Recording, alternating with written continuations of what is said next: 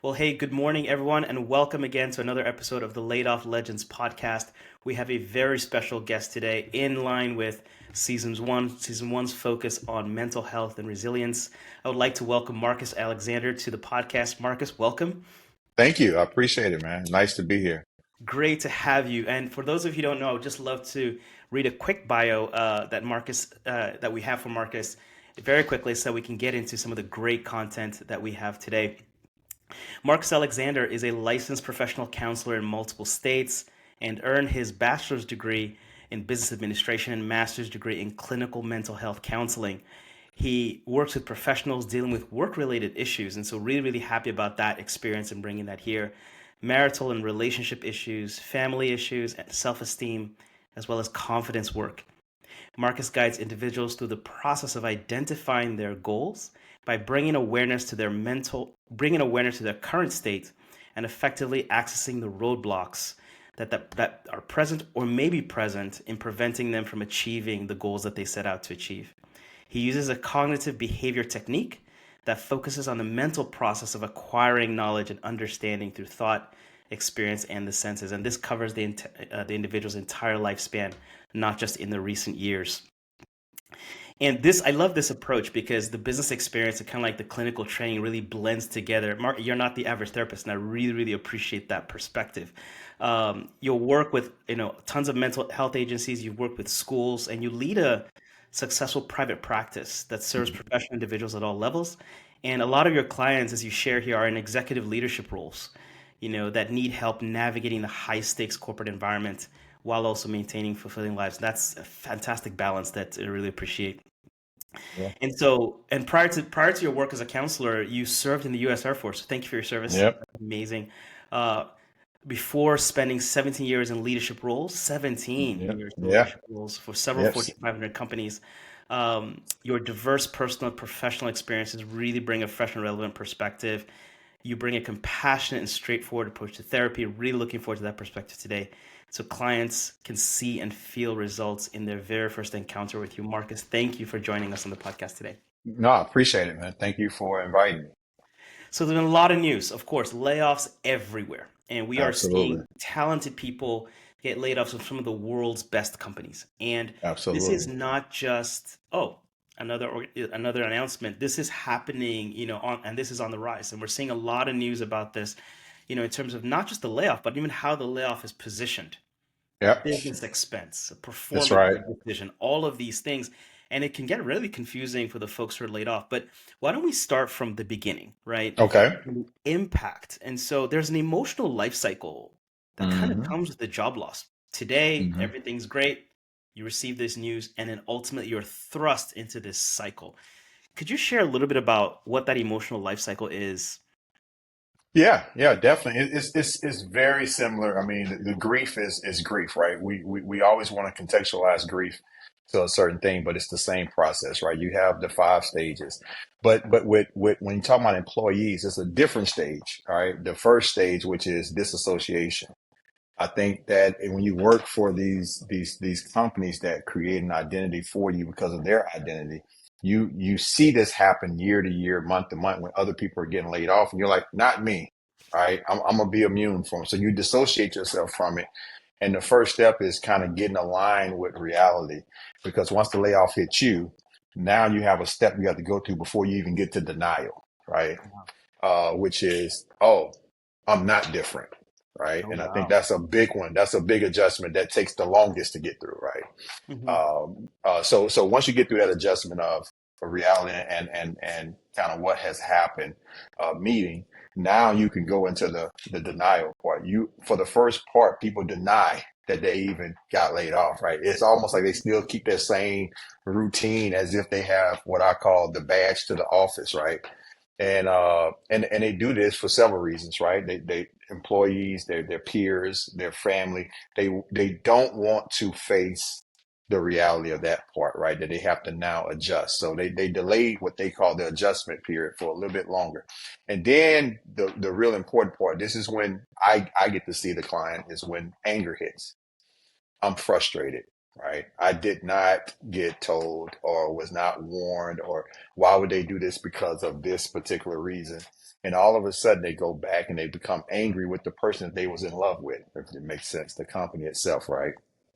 So I worked them through that anger process, but then they get to the point where the client and myself have what I call the emotional tuggle. We struggle through this part of bargaining, right? So they reach back out to their past supervisor to get clarity. They reach back to their peers to say, "Hey, what's going on now?" They still try to live in both worlds, right? And they ask themselves, not the employee, but they ask themselves, "What can I do to get back in, right? In that position, whether it's financial position, whether it's title." How do I get back to that position? And they try to, in essence, if you don't manage this right, they would sell themselves out to get back to the position they were. Once they get past that stage and we work through that stage, which is accepting who you are and understanding that the skill, the value is you, right? The company can only thrive because of the value of the people, right? So once you realize you're part of the value, which means you did get something from the company that's invaluable, which is experience. Once you get that, now you own that value. And now we try to toggle between bargaining and depression because now if you don't see the value in you, depression hits right away. Hmm. Right. And depression is nobody else wants me. I'll never make as much money as I did before. How Hmm. can I go get a title when there's only few amount of titles out there like that, right? You start telling yourself that you're on the outside looking in. So we have to toggle through that part, right? Get that part. So now we built the skill set because we did the assessment of your skills. And now we got to get the mental side of, right? Where your cognition matches your actual skill set. And now you get that confidence back, right? It's kind of like the love and belonging back because individuals put love and belonging in the company and not themselves along the way. And it happens so subtle that you can't see it, right? In the years you work for that company. So, but once we get through all that through therapy, right? And or the client gets through that themselves, because you don't necessarily need therapy to do it if you have self-awareness, but you have to process that stuff. And once you process that and you get to the point where you like, I am the value, meaning I can go out and I can make a life for myself based on these newly assigned goals that I've placed on myself, not goals that other people have placed on me. Now you take the skill set and now you use that as resources. And now the power comes back to you, right? And a lot of people get to that point. And that's when acceptance come in, right? You accepting the fact that I had a tenure at this place. I gained some things and I probably lost some things. But at the end of the day, I can move on to the next chapter of my life. And then that's when you really have the empowerment placed back into you. So 5 steps you have to go through. And those 5 steps are very, very subtle, right? You're not going to just see it in your face. So you have to be careful that you're not reacting to those 5 stages from a standpoint of unawareness. Because if you do, then now you're going to add problems to your life, not solve for the problem that already exists, which is the layoff itself and the transition of life. So, but a therapist will help you with that. That's what I help a lot of clients with is that transition. And the other piece of it, which after acceptance, which is now after acceptance, you think, well, I'm done. I'm good, right? But really, you just starting because now you got to go look for that next position or that next chapter of your life. But you're doing it now back at zero versus at a deficit when you were laid off. If that makes sense. So. Now, Marcus, that's amazing. And you just talked about this spectrum, right? This journey. And I think for us in tech, we have this type A, type double A personality, right? Okay, move Hmm. fast. You're super smart. You're doing all these things. But okay, great. I got to get through these 5 stages so I can go to the other side. Is this something we have to go? Is this a 6 month thing? Like, do we just take it as it comes? Hey, when it comes, it comes. We go through these 5 stages. How do we think about these 5 stages, or do we just naturally, it just comes with time as you pay attention to your feelings in the process? Well, it's definitely individualized, right? Because Hmm. everybody comes into tech a different way, right? So, Hmm. so we have to first start with how did you witness that relationship? Because that Hmm. relationship for some people, where they came in knowing that, hey, it might be an end to it, right? Some people came in and saying CEO is going to be where I end up at, right? So everybody comes in a different way. So your goals when you entered and how you proceeded through your career is going to affect how far the fall is, if that makes sense. Hmm. So, but to your point, right, you have to kind of not put a timeline on it because that adds more stress. Mm. right? What you have to do is really establish goals and let your goals set the time for you, not you. Because sometimes when you set the time, then now you try to fit the reality into that time frame, and that Mm-hmm. causes anxiety, right? So Mm-hmm. what I try to do is say, okay, now you know you have a, because most companies, especially at the high level, have severance packages, right? So how I use that time is, okay, Marcus, I have a severance package. I still get my benefits. I still get paid for the next 6 months to 12 months. Some people negotiate more, right? So whatever that severance package is, I use that as a kind of a baseline to sit there and say, we got this amount of time to get going, right? Mentally. I'm not talking about for another job, but mentally. Because once we get your mental going, the job is easy because I already know, and hopefully you would already know the skills are in you, right? You didn't leave your skills when you left the company, right? You know, like you Yep. left your key card. So the skills are in you, which means there's always going to be somebody who needs your expertise. You just have to now mentally get to the point where you divorce yourself from the company that gave you those skills. That's And the process. that process is really powerful. There's something you said that I think is very unique. That's unique to the tech community. It says, and you said when you came into tech, I think that a lot of these companies have a very high bar to get in. And so, Absolutely. yes, you clear that bar through the interview process, working incredibly hard, and there's an identity that comes with that. That's Hey, right. at That's Google, right. I work That's right. at Amazon, I work at Tesla, and all of these things I think affect to a certain extent our identity. Is that identity in itself? Because you are in this rarefied air, right? Of Hmm. companies, you're working with some of the best companies in the world. Hmm. How does that now affect how you process the layoff of that thing? You've worked so hard to get here. You have so much status in being in these companies. It's such a proud thing to say you work at these companies and then suddenly you're laid off. Is there a different experience here with shame when, especially when you've gone through that very heightened sense of identity? Yeah, it is, and that's the part that you have to work through. I would say one on the initial sessions, that's what you Mm-hmm. have to work through. Is it was a I call it imbalance of power. Mm. And when you took on that position, right? Because you had the company who was sexy, who was great, who everybody revered, give you an offer at the lowest time of your life, probably, right? You just graduating college or in transition from another company. So you're really at your professional lowest because you absolutely need this company to for a financial gain or for an image gain. So when they say yes to you, right, it's almost like getting proposed to. So you're taking this like, wow, we're going to be together forever, and I'm accepted, right? This level of acceptance that you have, which is all valid, right? Because it's the highest of the high, right? We're not dealing with a company that settles for less than. So when you get to these companies, you're like, yes, I'm part of the team, which now you're now emotionally connecting to everybody else, even though you might not talk to them on a daily basis. Everybody around you are what we call equals, meaning they understand what I went through at some level. Mhm. So you're emotionally attached to that community. And what happens is, and especially with companies like Microsoft, they put you on teams. So you're working with teams of people who are just like you, right? But imagine now getting that call or getting that email or getting that face to face saying that, okay, you're no longer part of the team, right? It's almost like, to some people, it's almost like your mom and dad saying, we don't need you in the family anymore. Right. And Mhm. because it's a family for some people, they see it as this is a part of who I am, right?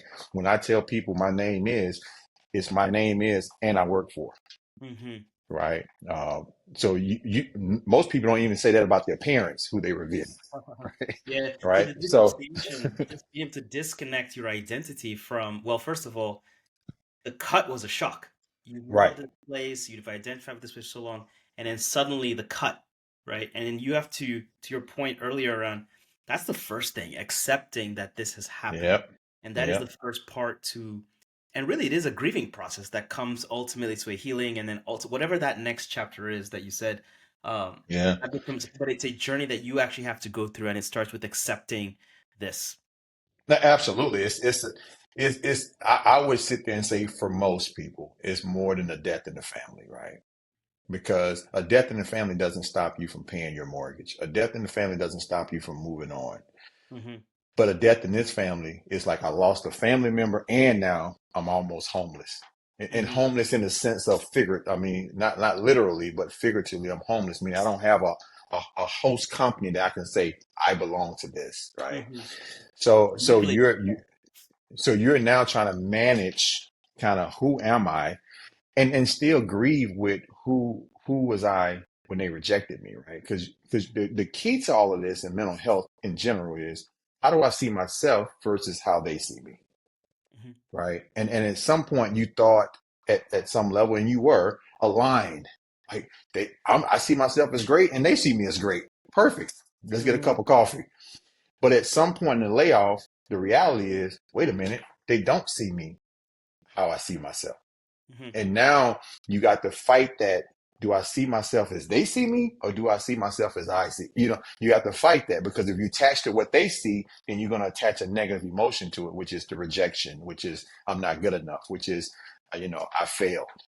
And now all of a sudden you have to kind of dig out that hole of that negative thinking, right? Because with that negative thinking, you're not going to go to a new employer and thinking that they're going to pick you and say that you're confident enough. And that's the big thing too. Let's go back to the question about tech. The one thing you have to be in tech is confident, right? A lot of Hmm. jobs you don't really have to be as confident, but tech, you got to be confident, right? Because it's the competition, it squeezes at the top, right? So you can't come in with no confidence, because even people with less skill and more confidence will get the position, right? It's that type of thing. The skill will eventually kind of show itself, but not before you get offered the job.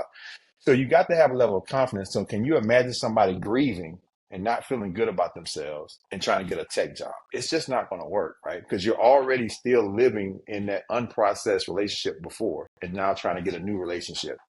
They're Hmm. going to see right through you, Hmm. right? So you got to be careful that your mind is right, because when they ask questions about where you're going and you're still where you were, it's going to be a misalignment there in the conversation, in the interview process, and all. And this is outside of skills, right? Because your skills remain the same. Hmm. Your confidence in that is going to be a little different. So a lot of times these jobs, 99.9% of these jobs are identifying confidence first, because they assume in tech, they assume you have the skill set, unless you're just outright lying and you're going to get caught quickly, right? But they Hmm. assume you have the skill set. What they're really testing for is, do you have the mental makeup to do this? Right? Because it's going to be fast paced, it's going to be high stakes, it's going to be some things that you're going to do, and we need you to be mentally in tune with that. No, thanks, Marcus. That's really interesting. There was something that you mentioned earlier around the identity, right? So Mm-hmm. they see me as this, I see myself as this, and there's this match. And of Yep. course, once the breakup happens, there is this mismatch, and Yep. you have to now rediscover your identity. Who am I? And you mentioned around uh, seeing yourself is one of the most important parts of that. How do people reset that identity? One of the interesting things, I was chatting with a friend who was also laid off, and he was laid off, I think, a year ago, and he said one of the hardest questions he has to answer in his journey is when he goes out. And of course, in the American, in our society, the first thing you ask is, "Hi, what's your name? What do you do for a living?" And that Mm-hmm. is one of the hardest questions for him. And he stopped going out because of that. He knew he was going to receive that question. So when you Mm-hmm. think about identity reset, I'm curious, how do some of your clients deal with this, or how do you encourage others to think about you're not where you used to be? And I love what you said. Hey, you didn't leave your skills behind when you left your badge behind. How Yep. do you encourage our listeners to think about their identity and, if possible or if necessary, reframe the identity from who they were to who they are and who they want to be? Well, this is going to be a little deeper. I'm going to go into it a little bit and do some analogies so I can help the common person who's listening to this understand, right? You are now a free agent, right? Hmm. Which means that if you look at it from a sports analogy, right, you don't lose who you were because this team didn't want you. There's Hmm. still a bunch of teams out there that want you, right, and that need that skill set. So the first you call it reset, I call it just reimagining who you are, right? You got to go back to who you, because you never lost it. It's just you're not tapping into it at that moment because of Hmm. the grief, right? So you just have to tap back into who you really are. So when you're a free agent, which most people who get laid off are, believe it or not, right, you have power. You just have to figure out how to harness that power and use it for your good, right? And I think that's the biggest thing. That's where the skill assessment comes in play, right? The experience you have, right? You come in play. And then now you have to assess the field that's out there that needs my help, right? And I think once you divorce yourself from that particular company that you left, it's easier to do that. And when I say that, meaning you have to see yourself for who you are. So for instance, I know your name is Leo, right? If I tell you your name is Scott, which is what the company tells you at some point, right? I know you think you're Leo, but now to me, you're Scott. If you start answering as Scott, then you lose yourself. Mm. If you sit there and say, I know I'm Leo, I got a birth certificate, I understand who I am, you just didn't like me, now I remain Leo, which means I still keep myself and I work for someone else, right? But I think sometimes people believe what the company tells them, right? Well, you're not needed, you were underperformed, whatever it is, they subscribe to it because the value they placed in the company, which means that when you lost yourself, now the company controls your identity, not you, right? So, but when you control your identity, trust and believe these other companies know because they do it too. These other companies know that sometimes we lay off good people. We lay off excellent people because it's a dollar thing. It's not about your skill Mm-hmm. set, right? So Mm-hmm. they know that. So when you're applying for these companies and you use the word, I've worked for Microsoft, or here's the skills I obtained from Microsoft, or here's what I learned from Microsoft, they're looking at it like, bing, bing, bing, free agent. We don't have to train them or her. They come in already trained, which adds value to that company. But you got to see it that way because if you only see it in terms of the relationship that you leaving, then you're always going to see yourself in a deficit and be rejected. That makes sense. No, it makes complete sense. And it's interesting as you talk about reimagining. One of the things that comes to mind, you're using basketball analogies here. I love this concept of an ESPN highlight reel, where literally Mm-hmm. like they show the best moments of the game, and Absolutely. it's like you have to do that for yourself. You have to Absolutely. look, can you like, oh wow, okay, I did this in my previous role, did this in my previous company, did this. Like, Absolutely. you know what? And this is something I think resonates with our community because there is this struggle between what you were told Mm-hmm. and what you've done and who you are. And you're like, wait, hang on a second. You're like, no, no, no, there's a Right. mismatch here. And then I look at some of these folks, and we're talking to so many people that have been laid off, Mm-hmm. and you realize, like, damn, dude, you got some game. Like, oh my gosh, you are a Mm-hmm. free agent now. That's Now, right. there's a second part of that, which is telling your story. What team do you want to go play for now? That's right. Do you want to do like, you want to do remote? You want to do in person? There's so many things, but you get clearer on what you've achieved, but then also what you're looking for, which I think is a very valuable part of After what you're doing. you process the divorce, though. You Yes, yes. can't do that all at the same time because you'll get confused about who you are. You Mm-hmm. have to first establish, I know who I am. Mm-hmm. Mm-hmm. I know the situation, right? Think about this, Leo.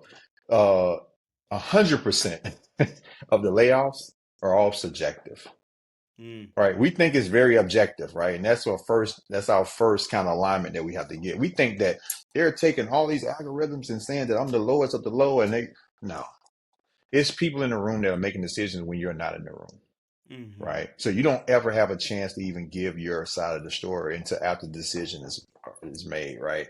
So you have to understand that and say it's okay. It's like ice cream, right? Ice cream is a wonderful thing that's been around for years, but everybody doesn't like it. But the people who do like it, they love it. Your job now is to find someone who loves it, right? Mm-hmm. Because obviously they didn't like it anymore, right? Mm-hmm. For whatever reason. And I try to teach them that it's not okay. It's okay if they didn't like it. You don't spend your time on people who don't like you. You spend Mm-hmm. your time on people who like you, who love you. And that's where I focus their time on because there's more people out there that will love you than that one person that didn't like you. But if you see that one person as your end all be all, then you never move on, which you'll never be accessible for the people that love you. So that's Oh, the part that I try to get people to see, right? and Mark, you're dropping some gems Accessibility. here. I think that we can keep on going on Oh this. yeah. It's really probably wow. Okay, can we talk a little bit about community and the people that you surround yourself with? Right. I think Mm-hmm. that you talked a little bit about family earlier. Um, Mm-hmm. what role does community play? Like, how important is it to surround yourself with people? And I share this story in our intro video where I'm talking about this idea, this laid off legends experience, and the gentleman turns to me and says, I love this idea. I was laid off and I'm too embarrassed to talk about it. I Hmm. didn't have anybody to talk about it with. And so, curious your thoughts on the role of community and how sharing this experience with others helps reshape the narrative. Yeah, I think you have to, because I think that's the first, again, detachment that you have, right? Because you're part of a team, you get laid off, the other team is still there. So that was your community at one point, right? That was the people that you interacted with on a daily basis, at least professionally and sometimes even personally. Mm-hmm. So once you are laid off, you got to understand that the people who are at the still the team, they're changing too, how they interact with you, right? Because again, relationships, whether we agree with it or not, or somewhat transactional. What can you do for me? What can I do for you? Right. The moment you serve no purpose for me, I have to now tap into what our long term goals were as a partnership or whatever the case may be. So if you are still attached to that, and then they're changing because they still have a different objective now than you do, it's a different goal, then you're going to feel even more rejected, right, on different levels. So you have to form a community that understands where you came from, right? Which is why I told you this podcast is beautiful, because what it does is it doesn't create the community. It identifies that the community exists, and everybody's out there individually trying to work on them themselves, versus now collectively we can come together and see what the path forward looks like, because someone has already paved the road before. So you're identifying a bunch of people, and I call them free agents. I hate to call them laid off, right? That word is scary to me, only because laid off seems that there's only one place to go, and you didn't make it. But free agent meaning that place didn't see your skill set or didn't value your skill set anymore, and now you can take it to someone else. You still are in control of that, right? I So you love got a that. bunch of free agents out here, man. Yeah, Yeah, that's so great. Yeah.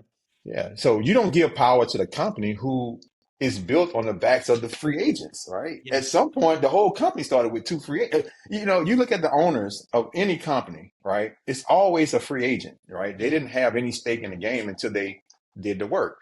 And now they created work for other people to come in and add value. Remember, the people add value. So if you look at the company as the value, then you're already in a negative state, right? Mm-hmm. So that's how I look at it. The community that you form has to be people who understand their value. You Mm-hmm. can't form a community with people who don't know their value, because then there's going to be a negative return, right? You're just going to, misery loves company, right? You got to get people who understand that, hey, I obtained this superpower. What's your superpower? And now all of a sudden, now you take your superpower and now you go out and you try to solve problems for other companies, right? Or some people get real creative and say, I'm gonna start my own, Mm-hmm. right? And now they're starting their own. But either way, you want to make sure you don't lose yourself and your superpower in this process, right? Because it's still with you. So, so I love the fact that you're building a community with people who also have superpowers, right? And now we can come together, and you can. I like what you call it, right? The league, because I grew up hey, look, the League of Justice. I grew up on it, right? So I love it, right? It's a combination of all the people who have powers to work toward one mission and one goal, which is how do we reestablish ourselves to be able to be of value to the community and to other companies out here. So, and don't lose yourself in the process. So, Mark, this is fantastic. And in every time, like these types of concepts are so deep, and we can go into them. And of course, I know we're gonna have you back. But I'm just curious. So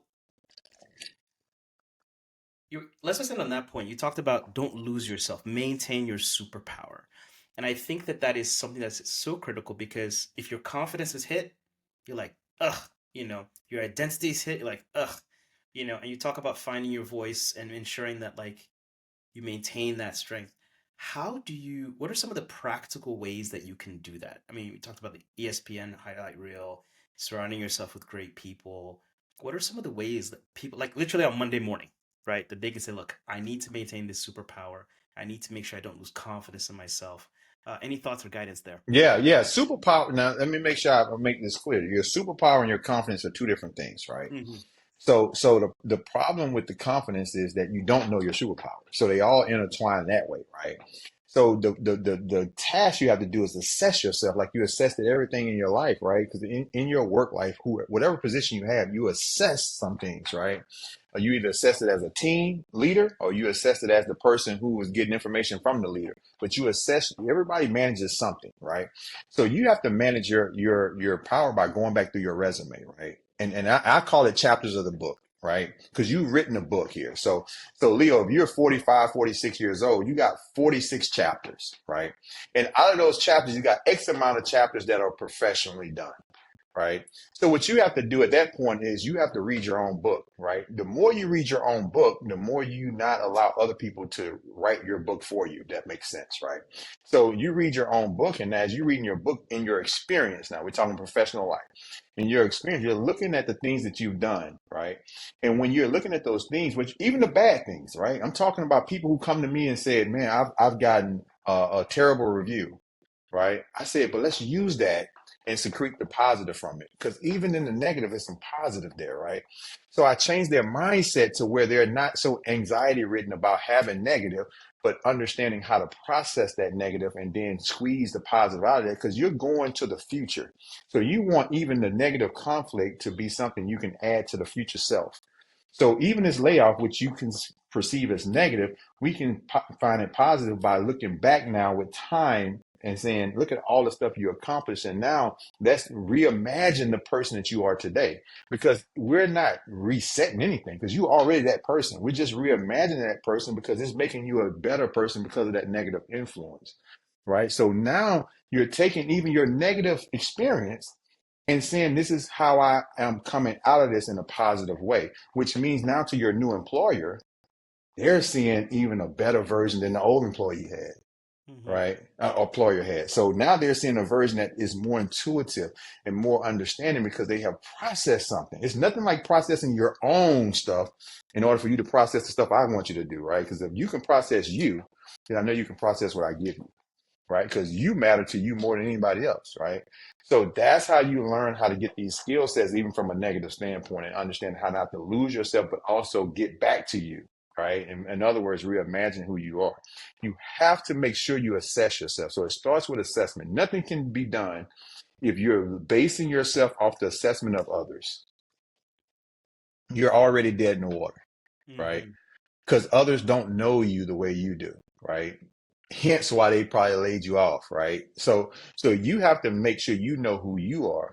And now, regardless of what they think, you have to now build yourself up through all of your chapters of your book, right? And now start writing for the next chapter, right? And that's so important. A lot of people put the pen down after they laid off though, Mark, and they this is stop really writing. fantastic because I think that, we're going to have tons of people on this podcast from different companies and they're going to be sharing their experiences. I've talked to several already, and one of the things that's really common is this sense of clarity. You talk because they're actually going, and some of them have actually gone through several layoffs, Mhm. and they talk about the career clarity they have in terms of going to the next. They're very very specific on this is the type of company I want to work for, Mhm. manager I want to work. These are the type of projects I want to work on, simply because they've been able to do that work. That says Mhm. this is what's aligned to who I am, the superpowers I bring to the table, and all of that accrues to the confidence that they kind of have. So I think it's been really interesting because that processing really does matter. It's critical to the next chapter. Yeah, and it gives you choice, right? Hmm. Here's the thing that you have as a free agent, you have choice now. Once you get through that processing of the divorce, I call it, you now have choice now, and you can go out and see what the needs of the, I call it the world now, other companies, and now see how my superpower can fix that need, right? Hmm. And then the interview process with confidence happens, right? Because you're not interviewing from a negative space, from a, oh my God, I got let go from this company.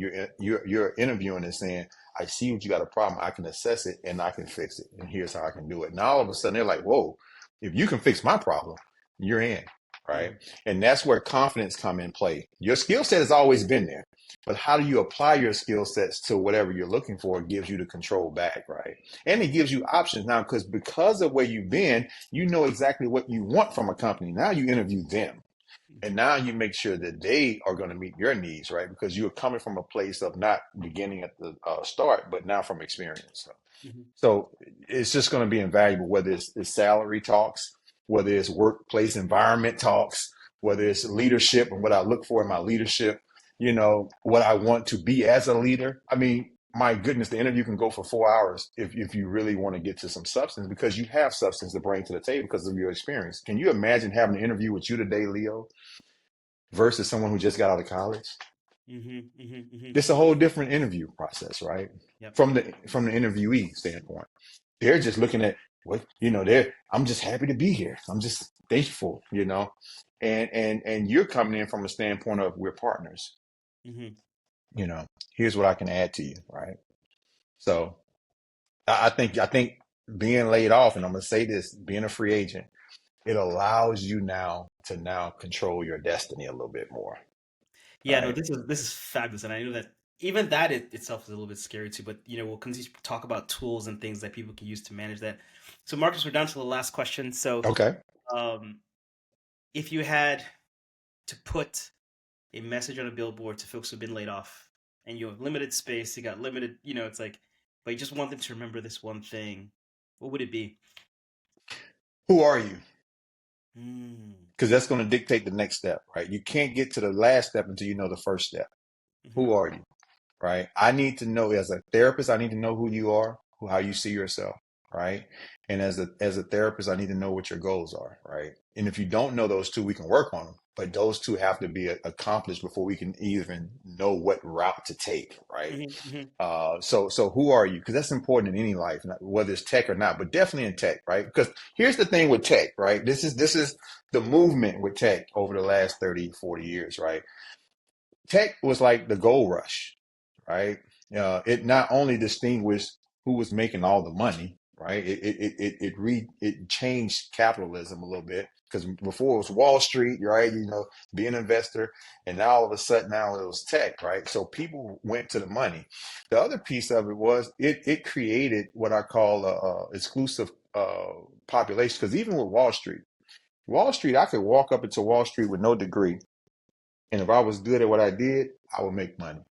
With tech, it was still something there that would separate you from everybody else. And if you didn't have that something, you was not going to make it. You couldn't just BS your way through this, right? And I think that that's what made tech in this society so identifiable, but also so exclusive. So when you get laid off from a tech company, it's a other people are your own peers are looking at you saying, "Oh my gosh, you have fallen from the ranks, like an obstacle course, right? You have fallen from the ranks and you can no longer be in this position," which in actuality, what they're saying is, "Oh my God, I hope that never happens to me," right? So you got to see it because it's a very exclusive company. Even though it's a lot of tech companies out here, when you look at it, it's not a lot of people who can do it, right? Mm-hmm. So you guys are in a very exclusive ranking, understanding tech and actually applying it. But that's what makes it so severe when the layoff comes, right? Because it's not like you can go out there and be like hypothetically speaking, not putting any industry down, but if I'm a CEO of a company or if I work selling T-shirts per se, if a company lays me off, I can go anywhere with that skill set and be like, okay, let me do it. Tech is so different because it's such a close knit community, meaning they're going to evaluate where you came from a skill deficit or a skill assessment, right? But they're also going to assess your confidence, right? Because again, they don't want someone who's not. Tech is more confident based than skill based to me because I know a lot of engineers, Mm-hmm. and I know a lot of engineers that fail. Not because they have, I mean, MIT, Harvard, the education and skills are there, the confidence is not there. So which means that they fail. Like even with you, I mean, we look at your history of who you are and how you got to Microsoft. Would you say what percent are you in to just make it to where you were in Microsoft? And you have to ask yourself that, right? So it's some skills that you needed or that you used to get to where you were, right? And you beat some people out who on paper is like, wait a minute, I have all this education. Why can't I get where Leo is at? Right. And that's the difference. Leo probably had the confidence to sit there and say, whatever job you have, I can fix it. I can do it. Right. So I think who you are is very important, Leo. Knowing who you are, don't forget who you are. And then the biggest thing is, where do I want to go? Now let Man, me reimagine my future. man, powerful lessons, Marcus. Thank you. This Okay. we are wrapping this up. Marcus, thank you for the time. Just you've dropped some gems, and I know that, of course, we're gonna have you back. Where can people find you? Where can people find your work? Where can people reach out to you? Yeah, optimalcounseling.com, .net, I'm sorry. Optimalcounseling.net is where they can find me. My number is 425-403-6260. And you got my email address is marcus at optimalcounseling.net. Those are my direct lines. And the one thing I try to strive for in my business, right, because I'm an entrepreneur, is making sure that I can connect with people one on one, right? Because I don't want to lose that. I don't want to grow so big. And I got therapists that are working for me, but I don't want to grow so big to where I can't connect to the people who need the help, right? So Mm, my wife understands my role and my passion. So, even if it's 10 o'clock at night, Leo, I answer the phone and be like, hey, how can I help you? And we'll set something up. But I don't want to leave people stranded because of the industry that I'm in, right? We're talking mental health, right? So mhm. people are dealing with life issues. So how selfish it is for me to tell them, I can't deal with your life issues right now because I got my own, right? Yeah, I have to practice my own stuff so I can be ready for your needs. So yeah. so those are the contacts for me. You can contact me anytime. And I'll drop those in the show notes for everybody. And again, I think even just sharing your experiences, I love the blend of your business experience, your clinical training, and how you kind of combine that into this value that you're providing for our community. So thank you for the time. Yeah. Well, thank you. It's been a great opportunity to talk with Marcus. We're going to have Marcus back again to share some more topics. And so grateful for his time and expertise. This is what we're about when we talk about the Laid Off Legends community. It is about um, reclaiming your story and being able to understand how you see yourself in this new chapter of your life. It's about finding a community of people who have like-minded folks who are rediscovering a new passion, and it's about redesigning the future and how we can provide the tools to help you get to where you want to go. So thank you all for the time today. We look forward to seeing you in the next podcast. Until then, take care, everybody, and have a great rest of the day. Bye. Thank you. All right.